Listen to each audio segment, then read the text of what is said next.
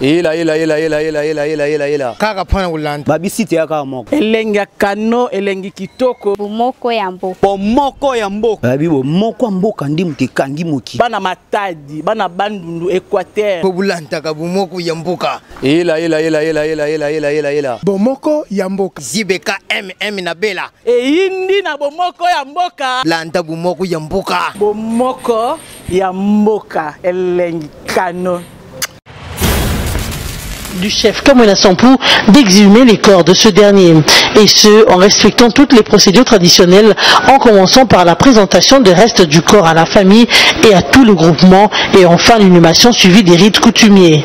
Les deux parties se sont mis d'accord également sur la procédure de désignation par la famille régnante d'un nouveau chef de groupement. Quant à la libération des détenus liés au phénomène Kamwina Sampou, le patron de l'Intérieur a rassuré qu'il y aura libération, mais conformément au principe de la justice. À l'issue de cette mission du ministre Chadari, on peut dire que le Congolais est un homme de dialogue et d'écoute. L'objectif étant d'obtenir une issue concertée de crise. Emmanuel Chadari est donc ce digne fils congolais qui applique à la lettre cette ligne de conduite et l'approche de résolution pacifique de conflits imprimée par Joseph Kabila.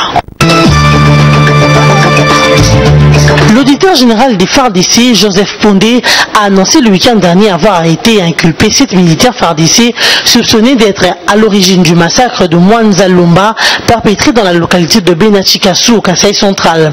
Le général des FARDC a rendu public les résultats de ces enquêtes menées dans les provinces du Kasaï central et Kasaï oriental à la suite de la diffusion d'une vidéo montrant des hommes présentés comme des FARDC tuant des présumés miliciens Kamwina Sampou. La vidéo incriminée était donc l'œuvre d'un membre des FARDC présent sur le lieu des crimes. L'auditeur général de Forces armées a précisé que les 7 présumés auteurs de ce massacre sont poursuivis pour crimes de guerre par meurtre, crimes de guerre par mutilation, crimes de guerre par traitement cruel, inhumain et dégradant, refus de dénonciation d'une infraction commise par des justiciables de juridiction militaire. Toutefois, l'auditeur général des FARDC a promis que les autres allégations de fausses communes et les autres vidéos en circulation feraient toutes l'objet d'une enquête. Rappelons que sur l'instruction du président Joseph Kabila, le ministère de la Défense a annoncé l'ouverture d'une enquête au sujet de la diffusion d'une vidéo montrant des militaires massacrant des civils non armés dans le Kasaï. 25 000 tonnes de la farine de maïs est arrivée le week-end dernier à Lubumbashi, dans les Hauts-Katanga. Ce premier lot de sacs de farine de maïs en provenance d'Afrique du Sud a été commandé par le gouvernement provincial du Haut-Katanga. Réceptionné et supervisé par le ministre provincial de l'économie, Célestin Pandé Kapopo, ces sacs ont été acheminés à Lubumbashi, précisément dans les entrepôts d'une entreprise de la place, au quartier industriel dans la commune de Kampemba. C'est un total de 25 000 tonnes de la farine de maïs qui arrive à Lubumbashi à raison de 4 gros véhicules par jour. Toute cette marchandise est exonérée de toute taxe. Entre-temps, la population est appelée au calme et à l'apaisement, d'autant plus que le marché sera bientôt inondé en farine de maïs et le prix sera stabilisé. Actuellement, le prix des sacs de 25 kg se négocie à au moins 45 000 francs congolais, environ 35 $ américains sur le marché local.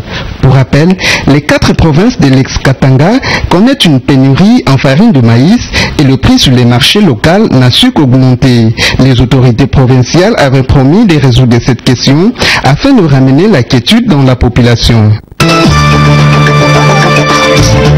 La journée mondiale de la santé bucco-dentaire est célébrée chaque 20 mars. Elle est une occasion pour l'Organisation mondiale de la santé de sensibiliser la population sur une question de santé essentielle axée sur l'importance de l'hygiène bucco-dentaire et les différentes maladies buccales, notamment la carie dentaire. Car la santé buccale fait partie des multiples problèmes de santé publique que l'on retrouve à travers le monde. En effet, cette journée a été créée pour attirer l'attention du grand public et l'inciter à effectuer une visite de contrôle annuel chez le dentiste. Selon l'OMS, 60% des jeunes à travers le monde entre 6 et 15 ans souffrent de caries, chose qui pourrait être évitée par une bonne hygiène bucco-dentaire préférable à des soins curatifs. Pour les parents, le plus important afin de lutter contre les maladies buccales telles que la carie serait de faire suivre les enfants par un dentiste dès le plus jeune âge, de veiller à ce qu'ils aient une hygiène buccale saine en brossant les dents au moins 3 fois par jour. Mais aussi, des bonbons et des chocolats ne sont pas compatibles avec une bouche saine sans carie. En cette année 2017, la journée mondiale de la santé bucco-dentaire est célébrée sous le thème « Dirige ta vie, dessine ta bouche ». Pour ce faire, la Fédération dentaire internationale avec l'association marocaine de prévention bucco-dentaire qui vient d'adhérer, la FDI, organise son premier congrès régional dentaire africain à Marrakech au Maroc du 27 au 29 avril 2017. Ce congrès va parachever la stratégie pour l'Afrique que la FDI a initiée depuis 4 ans. Il va aussi contribuer à combler ses grandes ambitions pour l'odontologie et la santé bucco-dentaire sur le continent africain. Arrivé dans la soirée du dimanche 19 mars dernier à Rome, le chef d'État rwandais Paul Kagame a rencontré ce lundi 20 mars le pape François, une première depuis son arrivée au pouvoir en mars 2000. Annoncé il y a peu sur le compte Twitter de la présidence rwandaise, cette rencontre revêt un caractère particulier. L'objectif principal de cette rencontre a été consacré aux relations bilatérales entre le Rwanda et le Vatican, vu qu'il y a plusieurs années que Kigali a accusé l'Église catholique d'avoir une part de responsabilité dans les génocides de 1994 au Rwanda. Depuis la fin du génocide en 1994, les relations entre Kigali et l'Église catholique sont houleuses, ce qui met régulièrement en cause cette dernière, notamment pour sa proximité avec les régimes hutus extrémistes de l'époque et une certaine implication de religieux dans les massacres.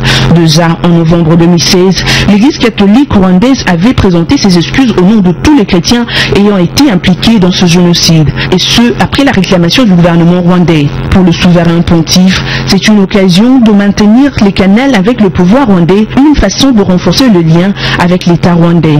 Une nouvelle très bien accueillie au Rwanda, vu que le pays compte au moins 40% des catholiques, même si les attentes de Rwandais divergent. Signalons par ailleurs que nombreux observateurs des affaires africaines ne s'attendaient pas de sitôt à une telle entrevue.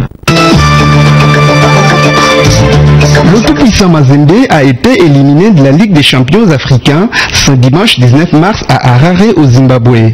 Tenu en échec 1 but partout à domicile à l'aller, les Corbeaux de Lubumbashi n'ont pas réussi à marquer un but pour espérer rester en course. À Harare, les Badiangwina ont concédé un nul de 0 but partout face au Cap United de Harare. Conséquence, l'équipe de Lubumbashi est éliminée en raison du nombre de buts inscrits à l'extérieur. Mais tout n'est pas perdu pour les tout-puissants Mazembe qui est relégué à la Coupe de la Confédération africaine.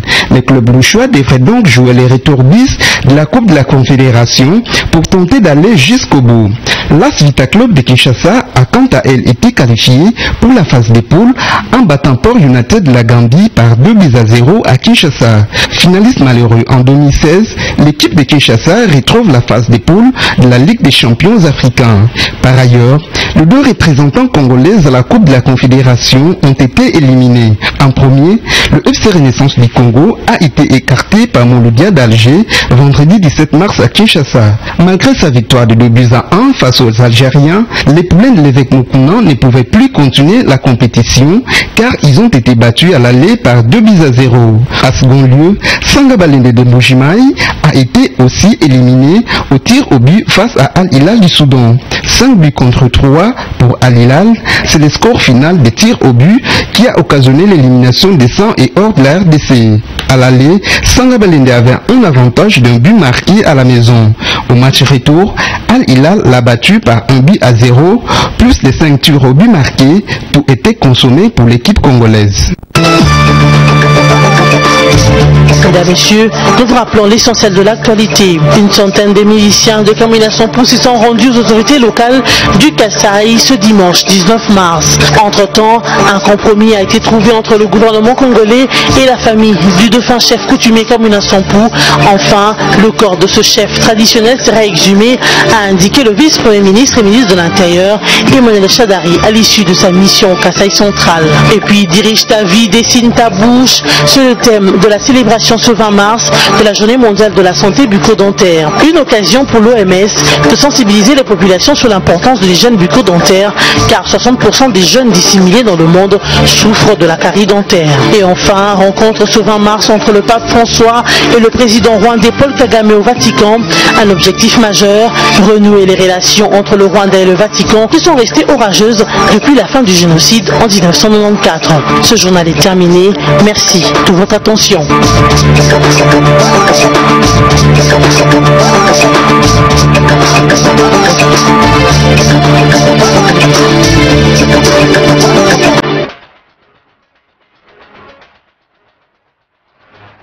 Bienvenue à cette revue de presse sur votre chaîne. Ouvrons cette lecture de journal avec Forum des As qui titre à sa manchette retombée de la mission de restauration de la paix dans le Kasaï. Une centaine de miliciens camerounais pour se rendre. Emmanuel Ramazani Chadari a effectué une mission périleuse à Kananga et rentre à Kinshasa avec un bon résultat. Après 5 jours d'intenses travaux par le patron de la territoriale dans le chef-lieu du Kasaï central, une centaine d'éléments de la milice privée Kamina Sampou se sont rendus hier dimanche 19 mars aux autorités locales. D'où l'alliance légitime de la population autochtone, a déclaré hier à la presse le vice-premier ministre, ministre de l'Intérieur et Sécurité. Fier des résultats de sa mission, Emmanuel Chadari a expliqué que ces soldats sont venus de plusieurs localités de cette province du Kasaï central en proie à la sécurité consécutive à l'activisme funèbre de cette milice timbrée Kamina Sampou. Par ailleurs, le VPM Emmanuel Ramazani Chadari et la famille du défunt chef Kamina Sampou ont accordé leur violon quant à l'exhumation, la présentation des restes de ce dernier et son inhumation selon le rite coutumier. En croit Emmanuel Chadari, tout cela doit se faire très rapidement en respectant la coutume. Sur ce point précis, il a insisté que les engagements pris seront respectés et c'est une avancée significative.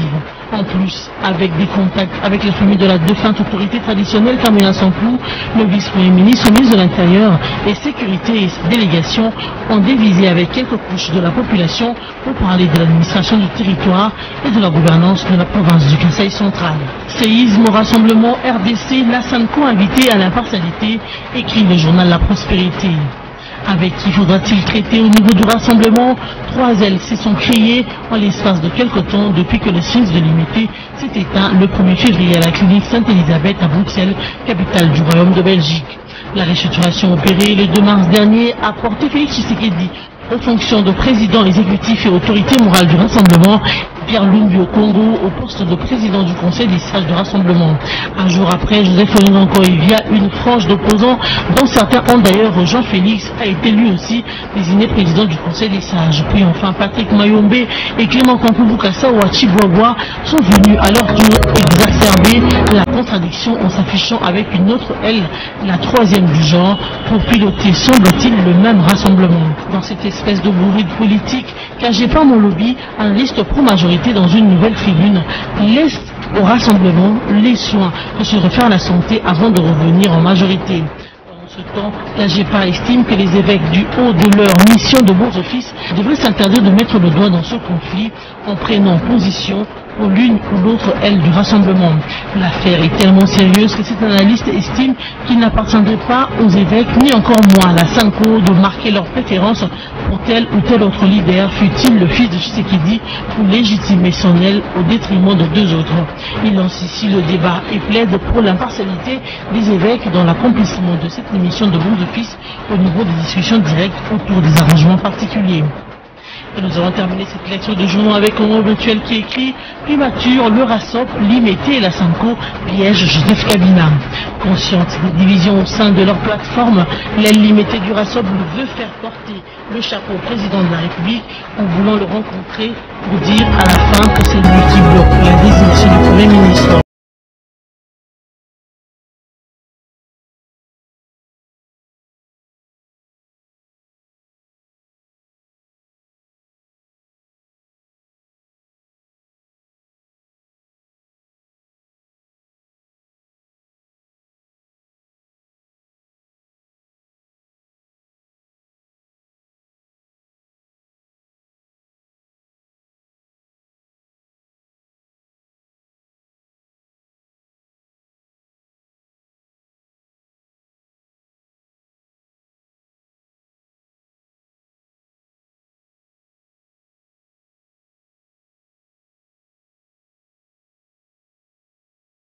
conflit hérité et qui n'a pas à être résolu par ou avec le président de la République. Joseph Kabila indique que la majorité avait par 2 fois donné des orientations claires aux évêques catholiques sur ce sujet. En effet, en leur retournant la lettre attribuée à Etienne Tshisekedi et dans laquelle ce dernier aurait désigné le candidat pour la primature, le chef de l'État avait demandé à ce que cette démarche soit menée auprès de lui par le président du Conseil des sages du RASOP. Il avait également demandé que lui soit transmise une liste d'au moins 3 noms parmi lesquels il devra opérer son choix discrétionnaire. Et à la précédente rencontre avec la signature de l'accord du 31 décembre, Joseph Kabila avait vivement recommandé à la SANCO de veiller à authentifier tout document qui sera présenté par les parties en discussion. Aujourd'hui, on se trouve dans une situation où RASOP est nucléarisée et n'a plus aucune unité de commandement faisant l'unanimité. Chaque faction s'est dotée d'une équipe dirigeante avec chacune un président du comité des sages, ce qui fait un peu désordre et pourrait mettre en délicatesse le garant de la nation, celui-là même de qui l'on a longtemps exigé l'inclusivité et l'unité des Congolais comme il a toujours prôné. En cherchant à lui faire rencontrer une aile des 3 rassemblements, c'est une façon de pousser les garants de la nation à opérer le choix, ce qui reviendrait à dire qu'il est devenu juge et parti. Même la SANCO est consciente et elle l'a dit à plusieurs reprises de la difficulté que pose la division actuelle au sein du rassemblement pour faire évoluer les choses. Ce faisant, on revient sur ces appréhensions quant au jeu auquel les évêques jouent en voulant faire du président de la République un acteur dans les négociations. Une manière pour la SANCO de dégager sa responsabilité de l'échec à ce stade de sa médiation pour engager celle du chef de l'État qu'elle veut faire apparaître comme l'auteur du blocage actuel, conclut le site d'information. Mesdames, Messieurs, cette revue de presse est terminée. Merci de l'avoir suivi.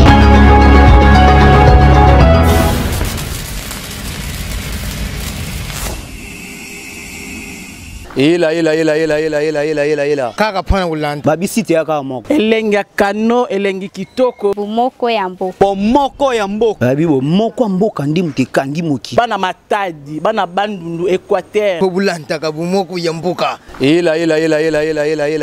Bomoko ya mboka. Zibeka na Bela. Eyindi na bomoko ya mboka. Landa bomoko ya mboka. Bomoko ya mboka, elengi kano.